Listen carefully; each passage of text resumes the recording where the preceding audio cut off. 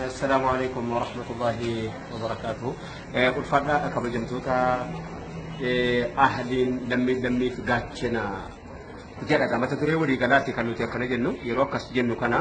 لمي في قاتشنا تو سبب سنغر سيرتني فجيدان الحمد لله قال لي كربيتي بكسم بارك ربي إني بركة كيس ور ركايتي أواسكنا على قلتي اتجمدي إجري وقاري جمن ساني فمالي تعالى تجد أور رجلات بكربين كريه كنا كيسا نقول إجنة جمتشو سني راكم نكاريتي كنن كيسا ولدان رابادوري بلتم نانو مكاجراتو لمي فقاتشنا حواسا كان منا تقول ليرانو كبا منا لما ليرانو كبا جتوراني كارشي كما إبسدي كما جاء إبجاء في سدومي سدي نودا كبيرة ما لقي كيسان نوتي أما وني نوتي أمن نوكا بابو متي منا يرو أما كان كيسان مي يكين نو برمتي منا نو إجارة جرا قال لي كربيت منا إجارة مكان كيسان يولي تاني لا تاني منا تما إلى تاني من تسين كبا مالي في وجه تاني ummanni kun ummata kaleessa ummata utuu akka qabu akka dhabee jiru waan ta'eef ummata kaleessa tuu jiraachuu danda'u jireenya agabe waan ta'eef bakkuma citteen dhiige dhugumatti akkuma jedhamu yeroo agartan waan isinii galuutu tokko jira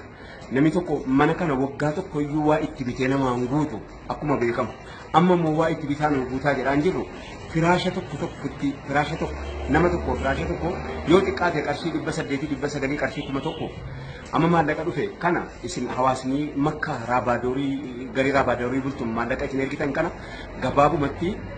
rakkanneeti rakkina hawaasaa monuu rakkisee jennaan firaashii binnee firaasha kanaan ummata keessan isin ciibsine akka isin achii ciibtan gochuudhaaf alhamdulillah maallaqa keessan kanaan kana gochuudhaaf deemna maallaqni kun akkaawuntii jamaadha liyyii irratti bu'ee jira tokkuma akkaawuntiin keenya kun walumatti jira Abdullaa Wudaayis Haydarii isaas jira akkaawuntii keessan kanarraa baafnee maatii meeqa nuu ciibsa yoo jettanii gabaabumatti maatii baay'ee nuu ciibsa alhamdulillah ni gaya maatii 700 fi wayinuu ga'ee nama 700 fi wayinuu ga'ee jechuun immoo namni akka keessanii gareen akka keessanii bakka adda addaatti jiru kun immoo yoo kan biraanuu dabale maatii baay'ee nuu ciibsine jechuudha amma fakkeenyaaf xaafuu maatii 4,000 kan dhufee achitti gad bishooftuu maatii 4,000 kan gad akkasuma duukamii mojoo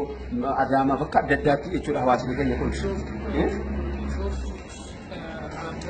alam gana anfoo amma nuti kan amma maallaqa raabaadorii bultum kanarra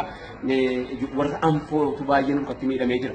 bor haakimii nu geessuutu har'uma firaashii gidaan nu ciibsaa jedhaa jiranii naannoon isaanii xiqqoo ni qabbanaa ijoolleen immoo warri akkuma beekamu namni harree immoo naannoo gammoojjiitti dhufe finfinneen immoo qorriti kanuma wajjiniin egaa inshaallah galatoomaa ulfaadhaa horiin keessan isin bira ga'e waan inni hojjete immoo hojjennee isin agarsiisu dara sanyii isaatii wajjiniin.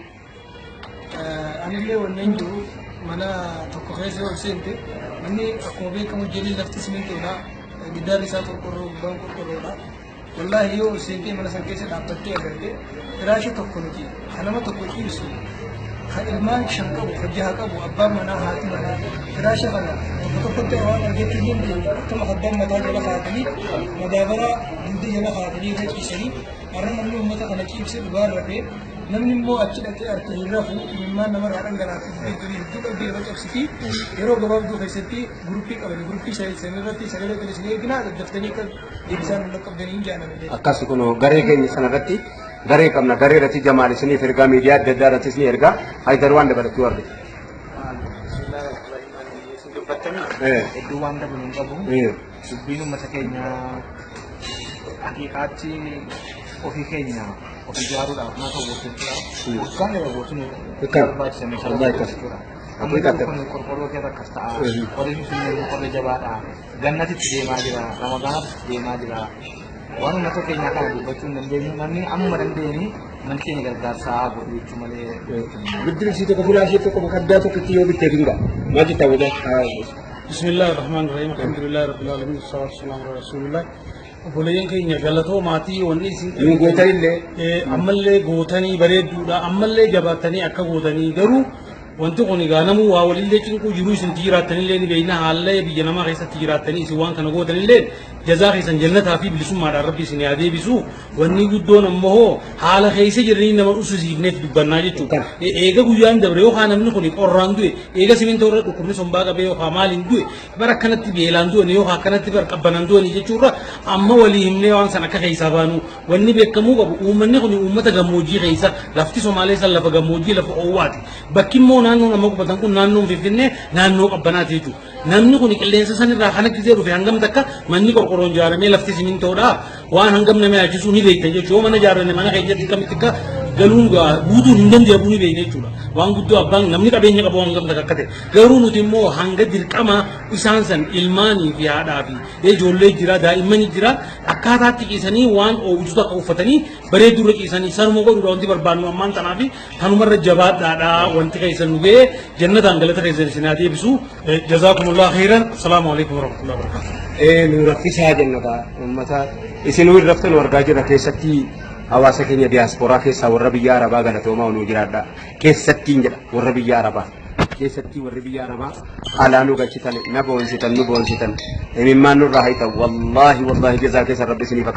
akaffalu dubartii mana keessa teessee rafuu dadhabde biyya sanatti biyya alaa teessee firaashii bareedduu qabaachuunidha nama raffisu yoo lammiin ofii nama rafe malee kana hin agarre isin irratti agarre edaa namni daa achitti dhugeedhaaf hin quufuudha yoo lammiin namaa quufe malee isin irratti agarre wallaahi